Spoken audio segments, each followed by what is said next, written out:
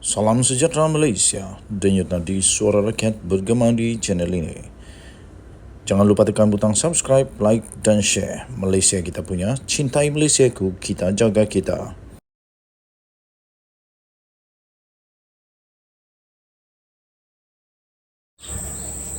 Salam sejahtera Malaysia, denyut nadi suara rakyat bergema di channel ini.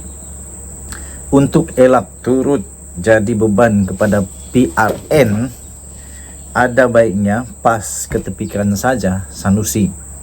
Itu satu tajuk berita yang luar biasa daripada sabudin.com.net.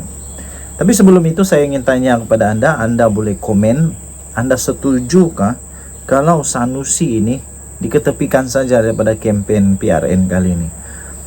Daripada dia membuat banyak beban, boleh menyebabkan kekalahan kepada Perikatan Nasional terutamanya di Selangor, lebih baik PAS ketepikan saja dia. Saya fikir PAS masih lagi ada ramai orang yang boleh berkempen, yang boleh berceramah yang bagus, yang boleh jaga mulut, yang boleh jaga perasaan. Jadi untuk elak turut jadi beban dalam PRN, ada baiknya PAS ketepikan saja Sanusi. Sanusi, apa nak jadi dengan hang ni? Selama ini ramai yang menganggap Menteri Besar Kedah ni, Sanusi Mat Nok, sebagai pemimpin yang berani, hebat dan begitu menghiburkan ketika berceramah. Ketika berceramah, ada saja lawak jenaka dan mereka yang ditibainya pun banyak dalam bentuk lawak jenaka juga. Tetapi siapa yang mendengar ceramah beliau baru-baru ini yang memperlekeh Sultan Selangor dalam isu perlantikan Amiruddin Syari sebagai Menteri Besar pada 2018 yang lalu, rata-ratanya kini mula mengubah fikiran mereka. Ucapan beliau yang memperlekeh Sultan Selangor itu adalah satu kebiadaban yang melampau. Apalagi tindakannya membandingkan dengan Sultan Kedah yang didakwanya lebih hebat, yang tidak mungkin melantik pemimpin cokia seperti Amiruddin sebagai Menteri Besar. Apa hak Sanusi untuk mempertikaikan Sultan Selangor? Sedangkan kuasa melantik Menteri Besar adalah hak mutlak dan kebijaksanaan baginda selaku Ketua Negeri. Selain itu, dengan menyifatkan Amiruddin sebagai pemimpin yang tak cukup inci atau pendek, Sanusi juga secara nyata melakukan penghinaan atas suatu ciptaan Tuhan. Walaupun menarik balik kata-kata tak cukup inci itu, perbuatan Sanusi tetap tidak boleh diterima, kerana beliau adalah pemimpin negeri dan tidak seharusnya begitu celupak dalam menghina bentuk tubuh seseorang bila bercakap di depan khalayak yang terbuka. Sedakkah beliau? Kalau mau dikira tak cukup inci, siapa lebih tinggi antara Amiruddin dengan Tuan Ibrahim Tuan Man, timbalan Presiden PAS sendiri? Kenapa juga Sanusi hanya menarik kata-kata tak cukup inci yang ditujukan kepada Amiruddin saja, tetapi tidak menarik balik perlekehannya kepada Sultan Selangor? Dalam ceramah beliau itu sekurang-kurangnya ada 3 kesalahan yang telah dilakukan oleh Sanusi. Yang pertama, beliau secara terang-terang telah menyentuh isu berkaitan 3R, yaitu raja, kaum dan agama, secara tidak bertanggungjawab, biadab dan melampau.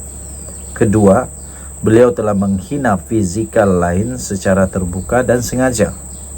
Ketiga, beliau telah menghina suatu ciptaan Tuhan kerana sama ada pendek, tinggi, hitam, putih atau apa jua rupa bentuk seseorang itu, ia adalah ketentuan serta rahsia kebesarannya yang kita sebagai manusia adalah berdosa menghinanya. Dengan 3 kesalahan tersebut, pihak berkuasa wajar mengambil tindakan terhadapnya sewajarnya terhadap Sanusi. Kalau orang biasa didapati menghina sultan atau raja, mereka pasti akan didakwa di mahkamah dan dalam kes Sanusi ini, pihak berkuasa wajar lebih pantas lagi untuk bertindak. Ini kerana sebagai pemimpin, perlekehannya terhadap sultan lebih membawa kesan buruk berbanding rakyat biasa yang melakukannya. Dan kebetulan PRN Kedah akan berlangsung pada 12 Ogos depan. Berdasarkan perlakuan Sanusi yang memalukan itu, inilah masanya untuk pengundi Kedah menghukum beliau dan parti yang diwakilinya.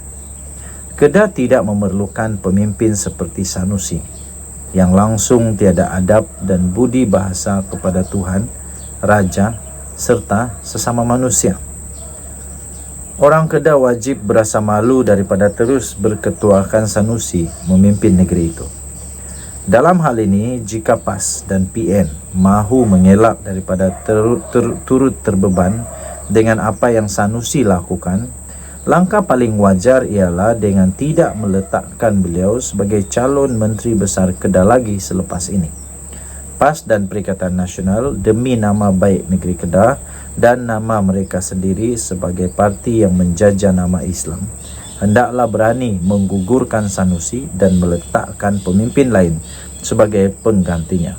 Ditulis Sabudin Husin, 13 Julai 2023. Denyut nadi suara rakyat bergema di channel ini. Bye-bye.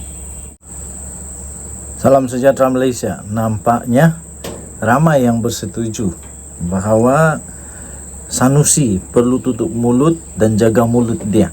Kalau tidak, dia akan jadi beban besar untuk Perikatan Nasional nak menang.